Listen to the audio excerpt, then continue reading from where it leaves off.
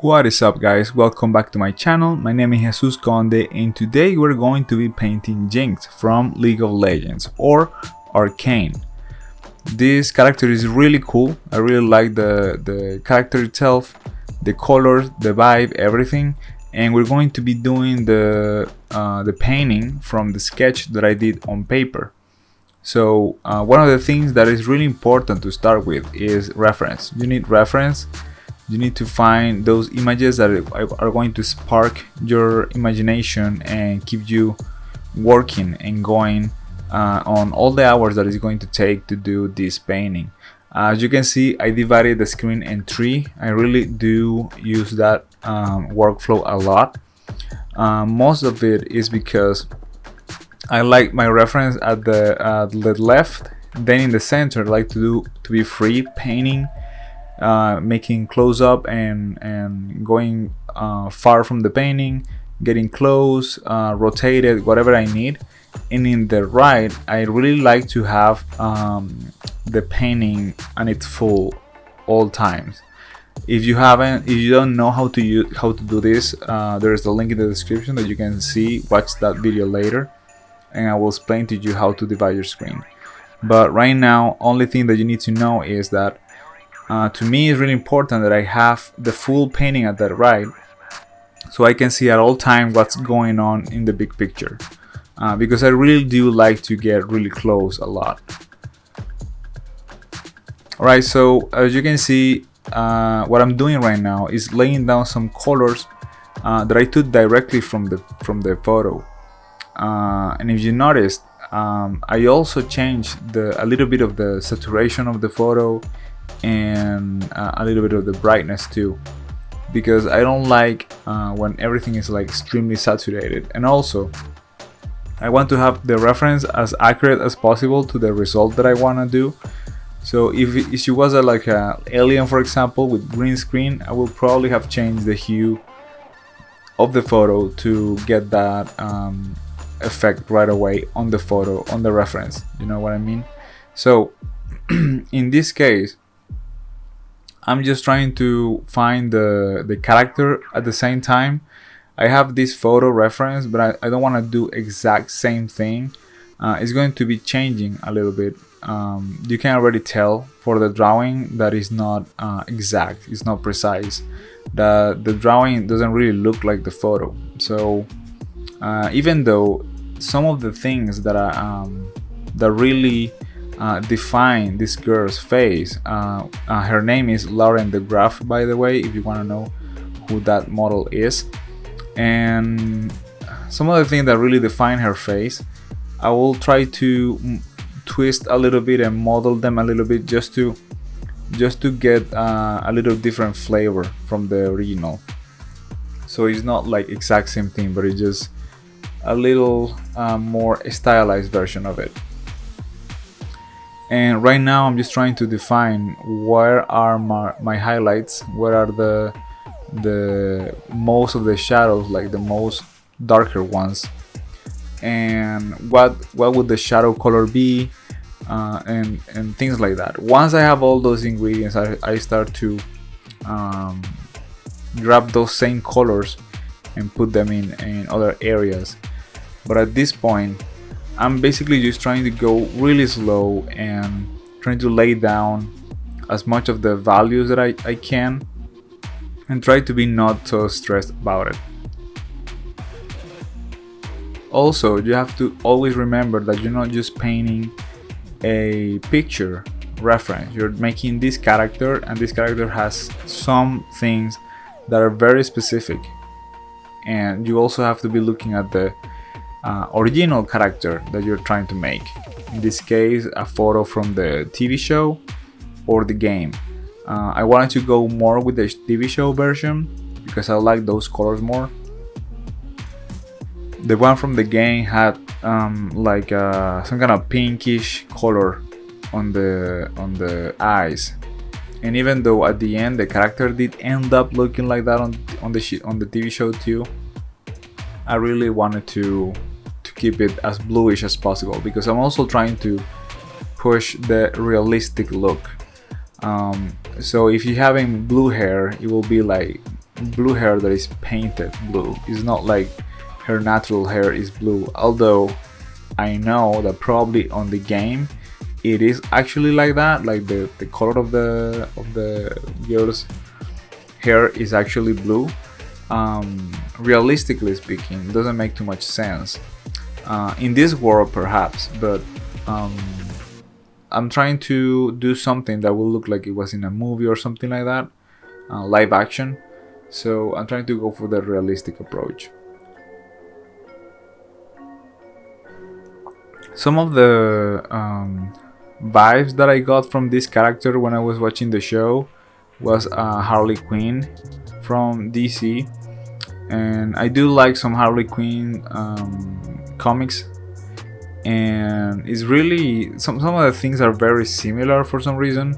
Like I do see some kind of similar things going on there on the story, and I'm trying to also in my mind, I don't know, like I'm not using any reference or anything like that at this point on that matter, but I'm thinking about Margot Robbie and how she was portrayed on Harley Quinn. Like she was a really beautiful woman, and at the same time she was extremely deadly and it was a bit crazy too. In this case, this character, although I don't want to give up any spoilers or anything, she is kind of going on that same path, and somehow I'm trying to make that come across the same way that Harley Quinn on the DC movies was portrayed, having a really beautiful girl, but at the same time, like you could see, like that actress Margot Robbie in that case could really pull that that role, and also had the attractiveness, I guess, to also make people go to the movies and watch that character. So I'm trying to go for a same vibe somehow, if that makes sense. Alright, so as you can see now, some of the colors are actually way more laid down now. They're more saturated, more solid. It's not so much like just painting on top of gray and you will see like the gray behind. Now you can see a little bit more, and there I'm starting to do a little bit of the tattoos on the skin.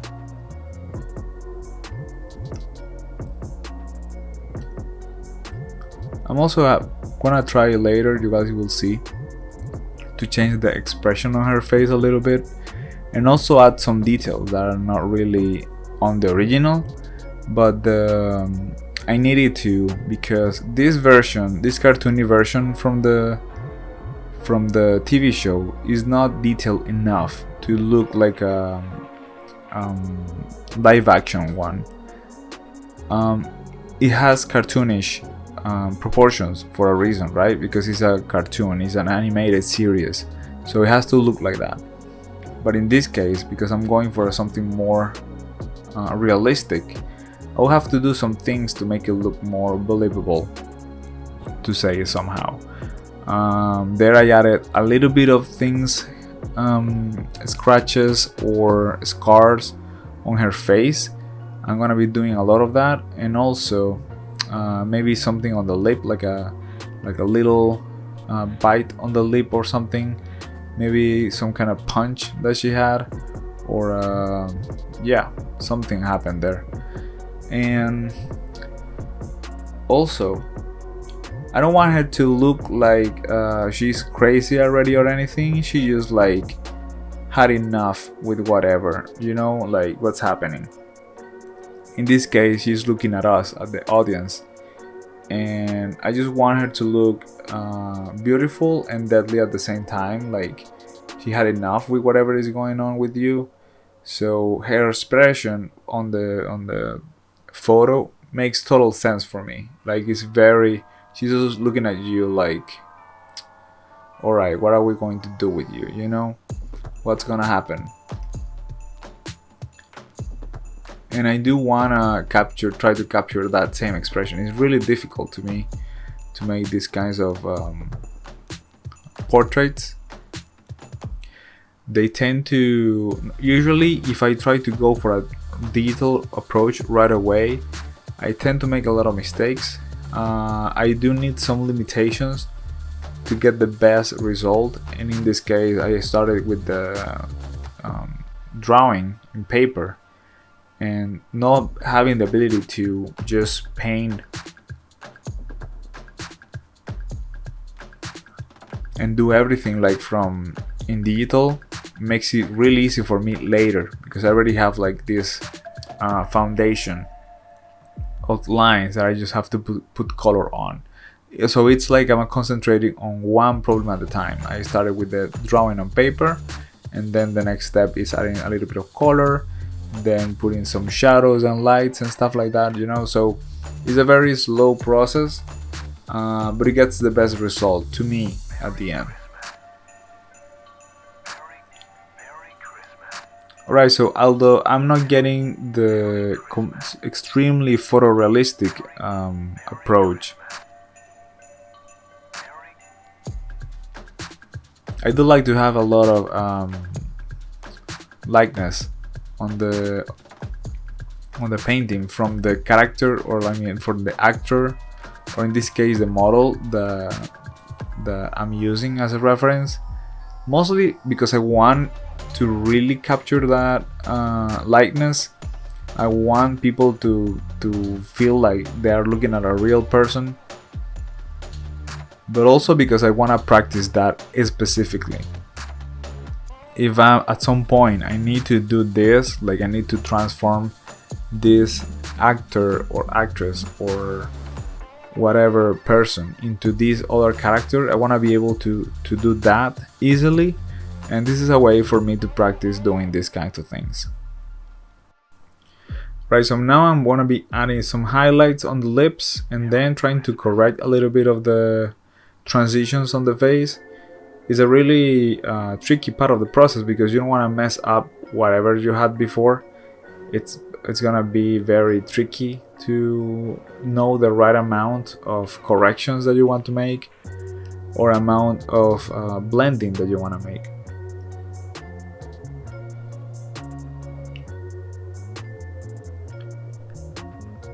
I was listening to the music from the TV show, and also just trying to find inspiration in those kinds of things, because once you have like a couple of hours working on a painting, it starts to be a little bit boring or tiring. So you want to keep yourself motivated somehow, like with whatever you can, right?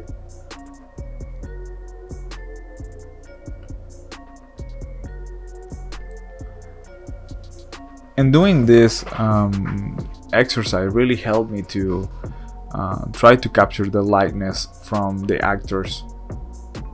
It's something that I really do like to do. In this case, a model. She's a model. Alright, so notice how I focus sometimes on only going for the darks. That's something that really helps me to achieve some of my paintings. I just concentrate on where the dark parts are, and also the highlights, but the darks are more important in my opinion.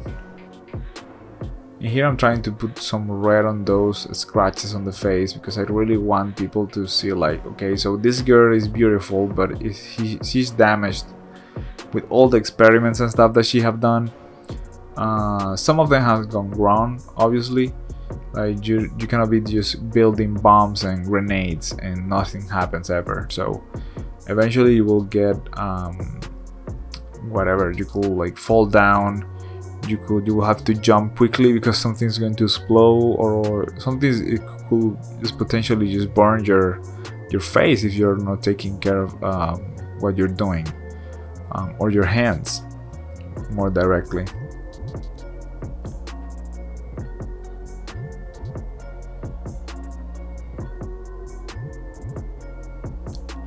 At some point I just collapse all the layers and I can just keep painting. And here, as you can see, I'm just trying to put more detail into the image because the original proportions of the character suit are not realistic. They're just very cartoonish looking. So it makes sense for me to add like a bullet or a shotgun shell or grenade rings and everything that looks kind of like weaponry kind of thing that came out of there. So something like that. Here I'm opening a little bit of the spaces between the hairs, so you can see like how little she takes care of that whole thing. She's a naturally beautiful, but she doesn't care too much about how she looks. So she's basically like either filthy or like it has scratches all over and scars, and she doesn't really care about that.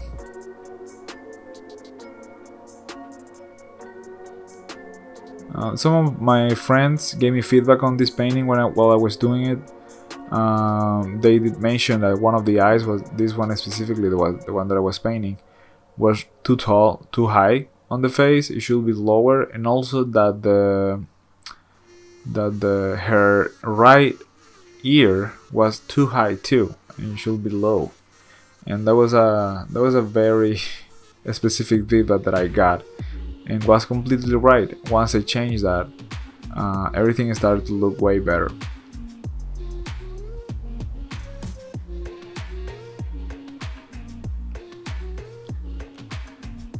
Sometimes I will just create a new layer and paint whatever thing that I need to do, for example like highlights or backlights, and I'll try to then see if turning down the opacity will help or not.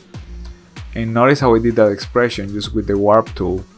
I made this change on the eyebrows to make her have a little bit more of expression, different than the one from the picture. The picture is very serious actually. She's not doing anything with her eyes, and in this one I'm trying to do just a little bit of expression so it doesn't look so simple.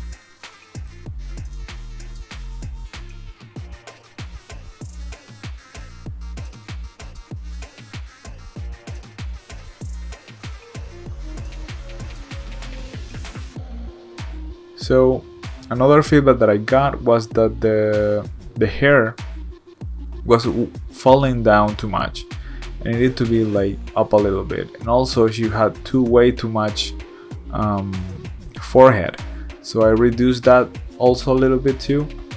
And as you can see, I'm correcting the ear problem there, and yeah, you can tell the difference already, how much it has changed. And also a little bit more volume on that hair, on that part of the face. It needs to be like that. Some of the hair should be on the face, and then I changed how high the eye should be, so it matches the perspective.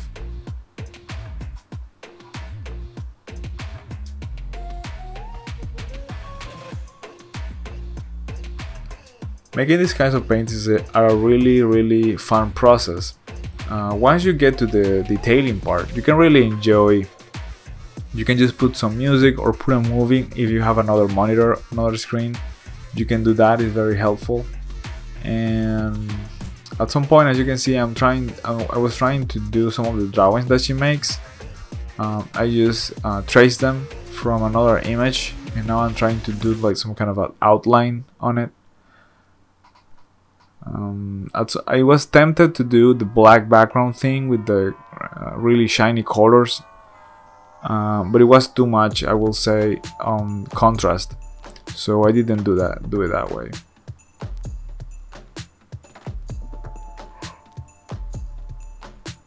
Instead I went for this kind of like a more clean look, so it's also consistent with all of the other portraits that I will be doing, which has either gray or white background. And I need to to have everything kind of the same color for some reason. Makes sense to me. And I did change the color a little bit more pinkish, but still they retain a lot of the blue color from before. I did make a detail pass after this that wasn't recorded, but pretty much everything was done exactly the same, just adding more hours to it. And this is the final result. I really hope you like this video. Let me know in the comments if you want to see more content like this. See you guys later, and please give me a thumbs up, subscribe if you haven't, or check out the other videos that I've uploaded. See you guys, bye.